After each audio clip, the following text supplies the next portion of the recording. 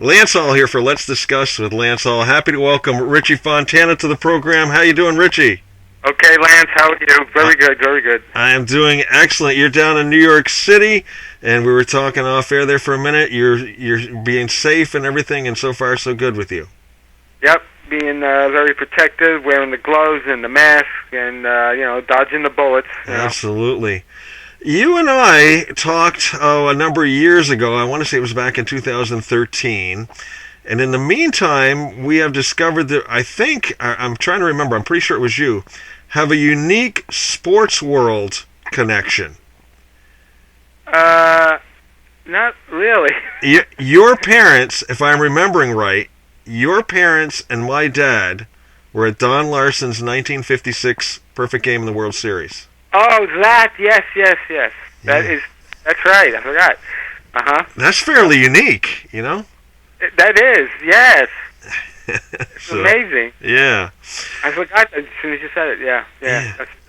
What really spurred me to call you back the second time was I was reading an article, I forget which magazine it was in, one of the rock magazines, Classic Rock maybe or something, and they had an article and an interview on Piper, sort of bands that time has forgot or something like that, and was reading everything, and then of course I follow your Facebook page and everything, and I realized just what a historian you were for rock and roll. Some of the stuff you post and the tours you went on and the things you did are just amazing, and I was hoping to talk to you a little bit more about it. Yeah, I documented a lot of that. I mean, a lot of that stuff came to me from other people, too. Yeah. So I figured, why let it get dusty on the shelf, and some of the photos that I have. So Facebook was a good place to just, show this stuff, Yeah. And all the little tidbits and things, and yeah. Amazing stuff. Well, let's go back to the beginning. For the generation that you came from, a lot of rock stars all got kicked off by seeing the Beatles on the Ed Sullivan Show, and that's where it all began for you. Oh yeah, absolutely. Yeah. Was at the perfect age. Your parent. Perfect age. Just watching the Beatles and everything that followed them. Watching TV, looking at their hands. How are they doing that? And just learning, Yeah, because back then you didn't have the benefit of YouTube, where they can now, put out video tutorials of how to play every instrument and every song there was. You had to play the records, you had to watch, what TV you could see to check it out, which a far different era. I learned how to play, guitar was my first instrument, but I learned how to play drums just listening to the Beatles and playing on my lap. Just like I said, I know what he's doing. I know what he's doing. I would just play along with it, and it was quite. A lot of us were self-educated. I was gonna say, because you taught yourself guitar, bass, keyboards, and drums, right? Basically self-taught on all. Yeah. I took guitar lessons for about 4 months when I was, 11, 12, and that's it. It's the only lessons I've ever had on any instrument. Yeah. Do you remember the first song you learned on guitar? Yep. It was Downtown by Petula Clark. Really? Wow. That is cool. And then I was reading your sister sort of influenced you along the way. She listening to radio and stuff. You listened to the radio with her. She was your older sister, right, Marianne? Right, yeah. Yeah, she was a couple of years older than me, so when you have a sibling that's that age, just that close, but's into music also. Mm-hmm. So, before the Beatles, really showing my age, but hey, that's what it is. Before the Beatles, we were listening to, down here in New York, WABC radio, and Murray the K, and all the pre-Beatles stuff was like Bobby Rydell, Dion, those guys. Yeah. And Bobby Lewis, people, we started buying records before the Beatles. Mm. And then when the Beatles came, it was my head exploded, and I knew what I wanted to do.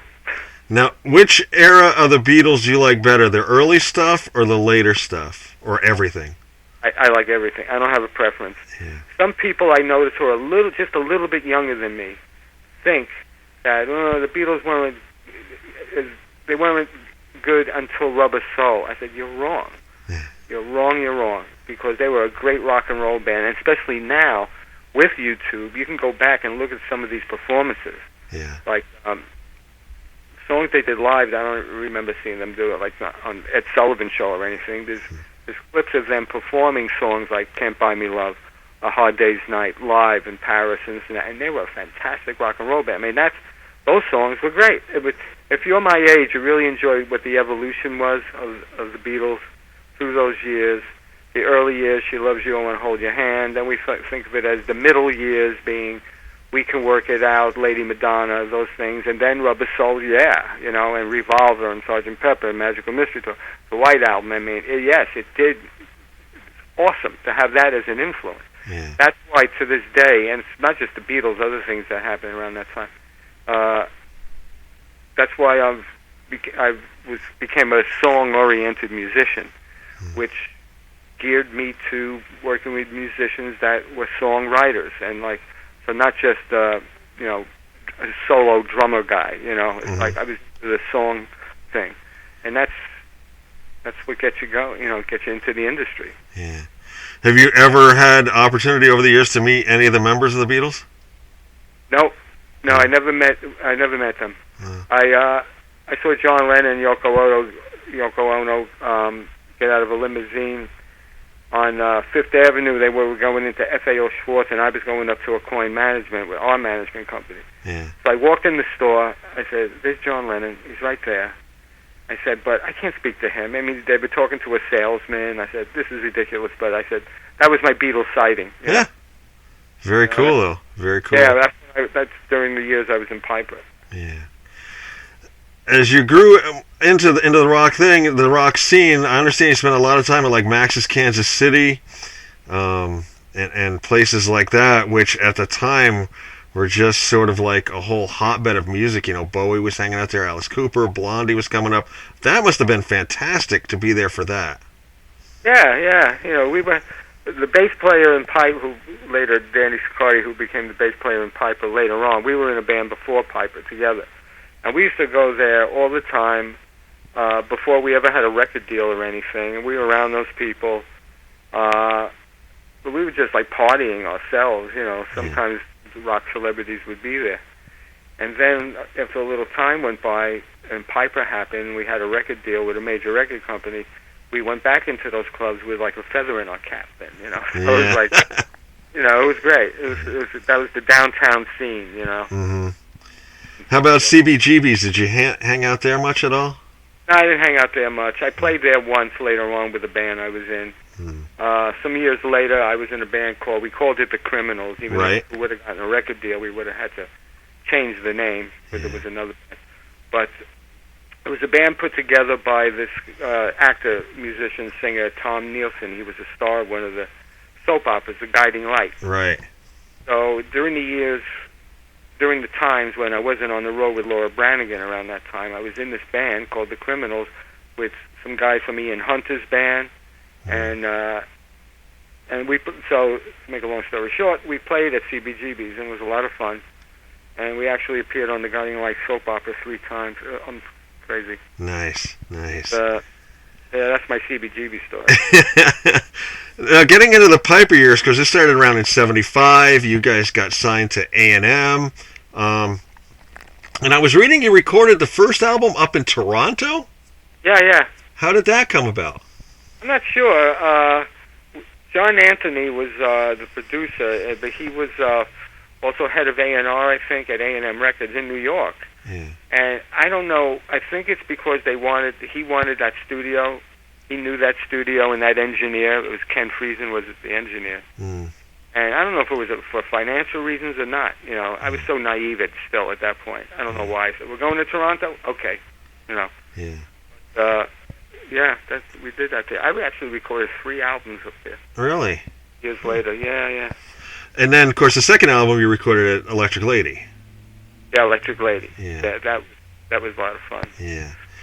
Now, the Piper years, this is where you put up photos every once in a while that sort of just blows my mind, because, of course, you guys went out with Kiss, but I've seen pictures where you go, yeah, we came off the stage in Boston with ELO, we were in New York, and Angel was on the line, and I saw the marquee up above with Piper and Angel, and then Legs Diamond was on that bill as well.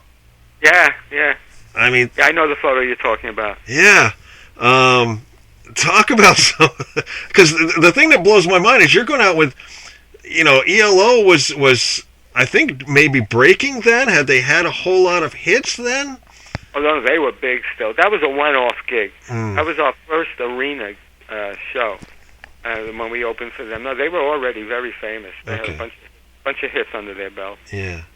And that was a thrill for me because when I was a teenager, I was listening to bands like The Move, Mm-hmm. which morphed into ELO with Jeff Lynne and Bev Bevan drumming. Okay. And I remember doing sound check at the Boston Garden. I'm just looking at Bev Bevan's drums. I can't believe I'm here, really. Yeah. Even though like we finally got in the door, we were at that level, but you still, the difference between admiring someone when you're young and then you're on the same stage with that person, it's like pretty wild. Yeah. Yeah. How about that show with Angel and Legs Diamond? Do you have any memories of that one? That was at the New York Palladium. Yeah. Legs Diamond, I didn't see him. I didn't see them. Yeah. Angel, we did a whole tour with them. We knew those guys. Mm. Our very first major tour was with Angel. We played all around the country with them. Yeah. And of course, at the time, you guys shared management, right? Because they were managed by a coin as well. That's what people think, but they were not. They weren't. No, they weren't. I think they were on Casablanca Records, which that's where that gets confused because Kiss is on Casablanca Records. Right. But Bill Coin or Coin Management, they did not manage Angel. A lot of people thought so, but yeah. The other act you went out with that really intrigues me because I was a big fan of these guys when I first discovered them, when I first started really listening to rock music, was the Babies. Yeah. Do many shows with them or? Yeah, that was the second round, the second tour. When we toured off our second album, that was with the Babies. We did the same thing with them that we did with Angel. We played all around the country, everywhere. Yeah. Wow. That was another major tour. Yeah.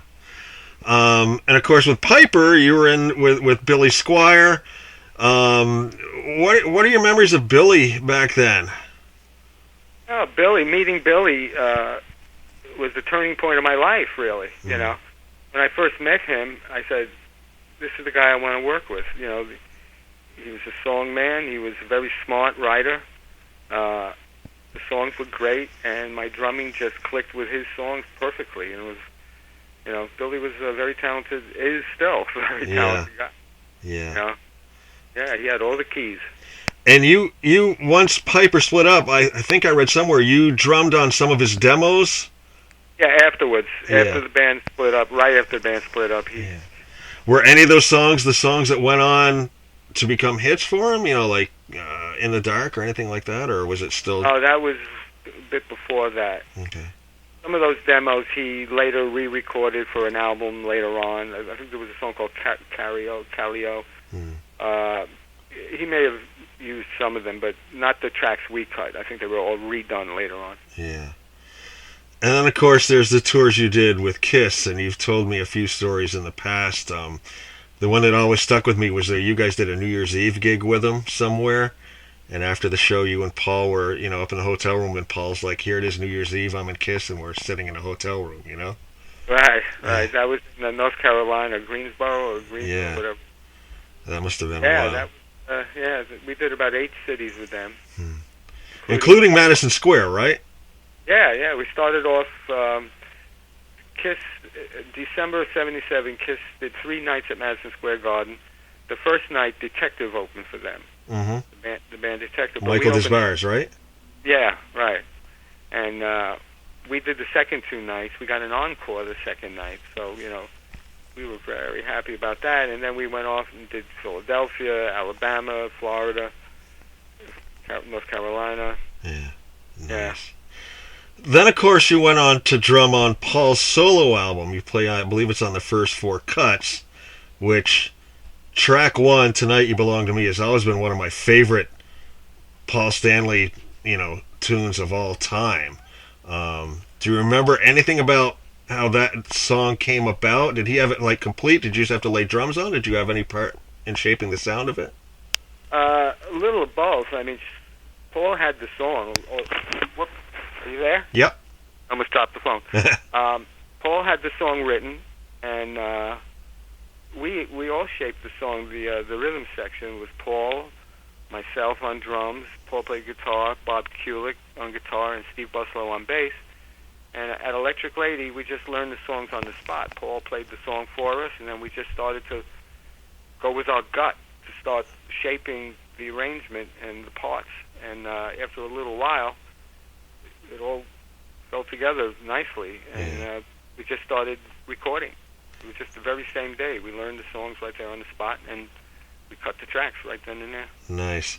I always like the way, it starts out kind of, soft and delicate, and then it just kind of, you get that power riff coming in, those power chords and everything. I've always loved that tune. So that's one of my favorites too. Yeah. Everybody, that's like an epic. It's an epic sounding song. Yeah. And then of course he had Carmine Appice do one song, and then I was reading this morning, he had another guy come in that did some songs. I'm hoping I'm getting his name right. Craig Camp or something like that. It's pronounced Craig Cramp. Okay. Who went on to co-write "Oh Sherry" with Steve Perry, and was he anybody you knew or saw or anything, or did you do your parts and then everybody just kind of left? On Paul's album? With Craig, yeah. Craig was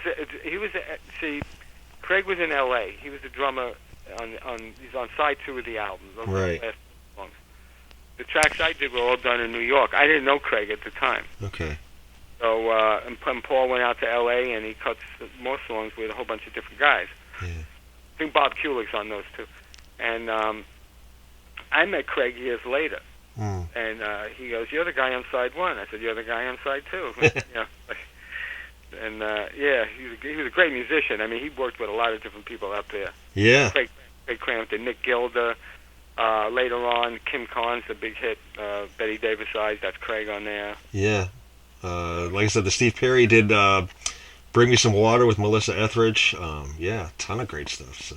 Right. He's doing a lot of session work. Yeah. Then, of course, you had Scat Brothers, and this was sort of a dance rock group, sort of? Well, it started out that way. Sean Delaney formed that band. It was Sean's idea to, cash in on the dance scene around 1979. Mm-hmm. And he recruited everyone he liked from before, myself and Piper and Peter Sweevel, who had been in Stars. And at first he wanted double drumming, so that's when I met Craig. And they had these songs written. They were like dance-oriented songs. They were like dance rock. It was rock and roll. Yeah. Anyone that came to see that band live saw like a heavy-duty rock and roll band. Mm. And then Craig left the group because he didn't want to travel, and the guitar player left. We replaced him. We did a second album up in Toronto that was only issued in Australia. We had a big hit in Australia from the first album. So we went down there and toured on the second album, which was much more rock and roll oriented. Yeah. I mean, that band, it was very eclectic, is the word. I mean, we had songs that sounded like the Eagles. It was crazy. It was a crazy band, very prolific. Everybody wrote, everybody sang. It was like, really, really talented bunch of guys. Yeah. And that was the story with that. What I noticed about that, too, is you guys played a lot of talk shows back when talk shows were very different from what you get nowadays. You played Dinah Shore, you played Merv Griffin. Yeah. What was those experiences like? That was fun, because, I mean, that to me, man, I used to, watch those people when I was a little kid with my parents. Yeah. And here I am, I'm shaking hands with Merv Griffin.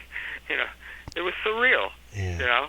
Dinah Shore, I mean, crazy. Just icons of entertainment, We did one of those shows. There were all these, I think in those days, some of those shows were 90 minutes long, like an hour and a half. Yeah. We did one show with Ben Vereen, Jeff Goldblum, Charles Nelson Riley, Tom Selleck. I mean, crazy. Yeah. And us. That's very cool. Very cool. Yeah, it was fun. And that's going to lead us up to the granddaddy of all, when you played the Carson Show with Laura Branigan and got to sit at Johnny's desk. Yeah. During sound check. Yeah. We did. I did that show twice with Laura, and the second time was, I think it was January of '85. Yeah, it was sound check, and we're killing time. I sat behind his desk, played with his double eraser pencils. Yeah. And somebody has a photo of me doing that. Very cool. I'd love to get a hold of that. And you also got to check out Gene Shaughnessy's drums. Ed Shaughnessy, yeah. Ed, yes, sorry, Ed. Yeah, I sat back there, didn't touch him, wouldn't dare touch those drums. Yeah. But yeah. Oh, wow. The night show was very, very interesting to do. I mean, do you remember who was on for guest that night that you were on? No. Oh, Jerry Seinfeld. Really? Wow. Yeah, Seinfeld was on one of those shows, and Carl Reiner, I remember. Nice. Yeah. How did you hook up with Laura Branigan? I was through a series of working with different musicians. I was living in New York. I was working with a really talented artist named Andy Parks, and the fella that was managing him was someone I knew. Introduced me to a bass player, world-class bass player, guy named Steve York. And Steve was from England, and he knew a lot of different people, and he knew the guy who was about to become the musical director for Laura Branigan. And he needed to put a band together. So he called this Steve York, and he goes, who are you working with? I'm working with Richie Fontana, I got pulled in like that. And that was a very, that's one of the greatest bands I've been in, because all these guys, they were all heavy hitters. It wasn't like band practice in the garage kind of thing. It was like they pulled out charts, used charts, and get those songs right. And it had to be, because some of them were very complex arrangements. And that was big time stuff, and that was a blast. It was wonderful. Yeah. Tell me a little bit. You alluded to this one time, and I might have seen a picture you posted. I want to say it was Chicago, Soldier Field. You played with the Hollies. Right, that was with Laura. Yeah. Sold out gig that night. That was a superstar bill. Yeah. The Hollies were doing their reunion tour that year, and with all the original members, Graham Nash and Tony Hicks, all those guys, and Laura and us. Yeah. Wow. That was the one stadium gig I ever did. Huh. Very, very cool. Where Chicago Bears play, yeah. What are a couple other highlights from your years with her that you remember? We've talked about Carson in Chicago and stuff. What's maybe one more? There was a bunch. There was one, here's a good one. The second gig I ever did with Laura was at the Capitol Center in Washington, D.C. It was a benefit for this place called Wolf Trap that had burned to the ground, and it was a benefit for it. So talk about meeting icons and an eclectic billing. This is who was on the bill: Bob Hope, Elizabeth Taylor, Sammy Davis Jr., Meatloaf, Laura Branigan, Paul Williams, all these interesting people. Yeah. They were all on the bill together. I got to meet Bob Hope that night.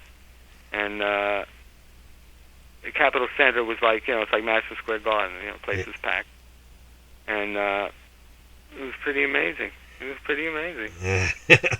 Of all those people that you've met, all these names we've mentioned, over the years coming up through, has there been anybody or a couple of people maybe that's left you totally starstruck when you've met them? Yeah, say other than Lennon, maybe? Frank Zappa. Really?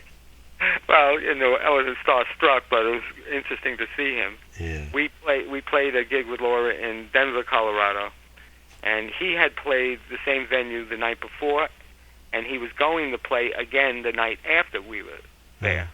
So put it this way, like Zappa on Monday, Branigan on Tuesday, Zappa on Wednesday. So when we played, he came to see us.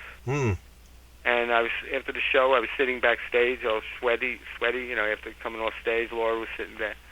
And all of a sudden he comes walking in wearing a yellow suit. I'll never forget that suit.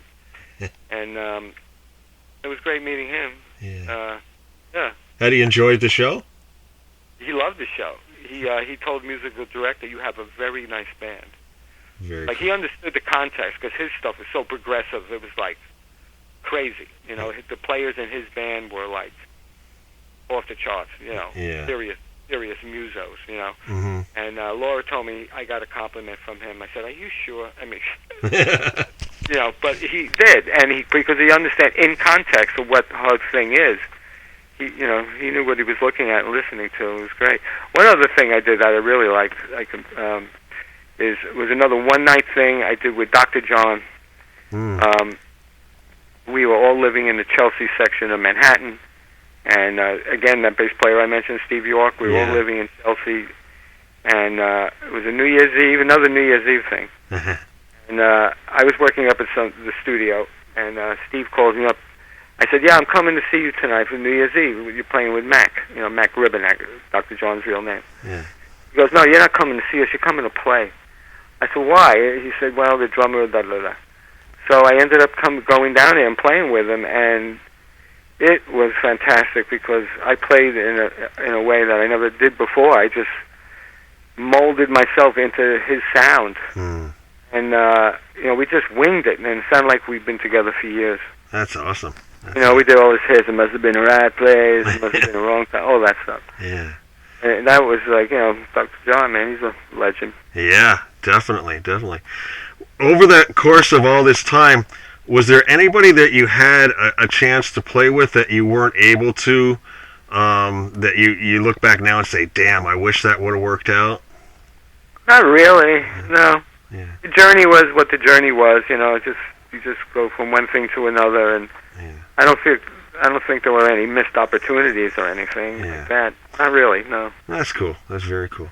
Yeah, And now the past number of years, you've been doing a lot of your own music. You got the Steady on the Steel album, and you've done a variety of different projects and stuff, and I'm assuming you're still creating now. Yes, I am. What I'm doing now is I'm pretty much like in the category of being a composer now. I'm writing just instrumental things. I'm 2 minutes long, and I'm just doing all the instruments myself. And I upload them to licensing sites where people, what am I trying to say, music supervisors from film and TV scroll through looking for music. But one of the old Scat Brothers songs that I co-wrote was a song called Walk the Night. This past year got used in one of HBO's sitcoms. What's it called? The something Rhinestones. Oh, that's cool. Yeah. Very cool. Righteous Gemstones. That's the show. With John Goodman. So that got my juices going. I said, at this age, this is exactly what I should be doing now. It's like, with no pressure. I just write and writing music without lyrics and everything. I wrote a bunch of really good songs, I think, in the past, but writing just music without lyrics and storylines opens the floodgates of so many different directions to go in. So I'm really having a great time doing that. Yeah. And that with that purpose, Yeah. Is there a genre of music that you've never really done that you've always wanted to try? I don't know, jazz, new age, something like that, or? No. I mean, not really. Yeah. I mean, I know that music, I respect it, I love it, but it's just not.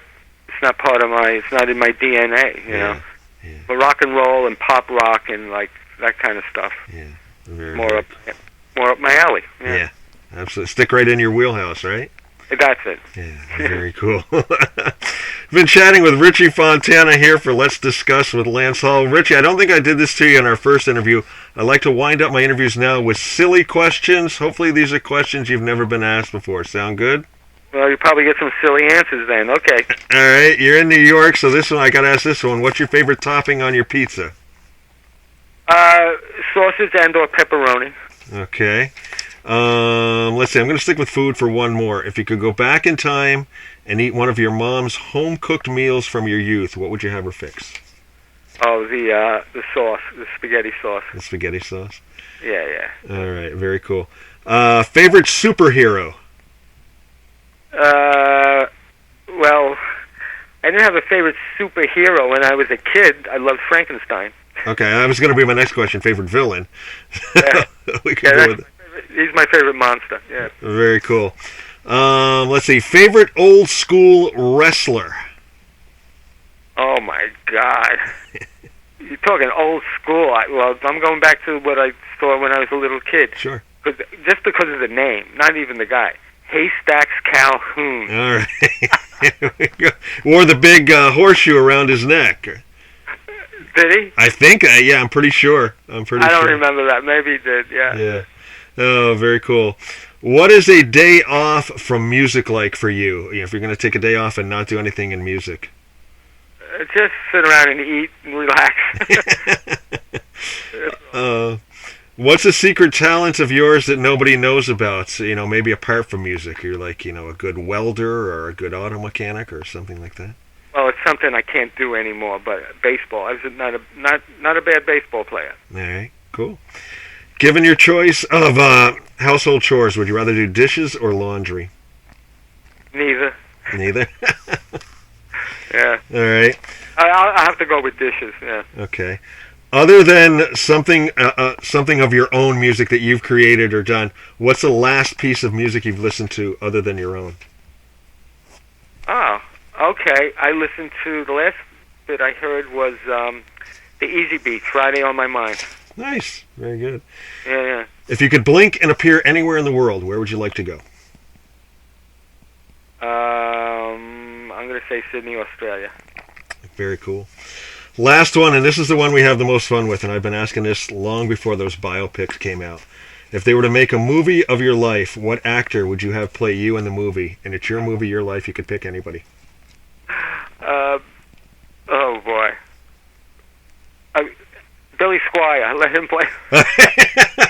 Because we look alike. Sounds. I really don't know. I can't. What actor? I don't know. Very cool. Well, we'll go with Billy. I go with Billy. Yeah, you can do it. Very cool. Richie, I thank you very, very much for taking my call today and taking the time and just talking about all these fantastic moments in your life, sharing them with me. It's been really, really cool, and hopefully we'll hook up again sometime and do a part 2. That's great, Lance. I really had fun. Thanks for having me on. Take care, Richie.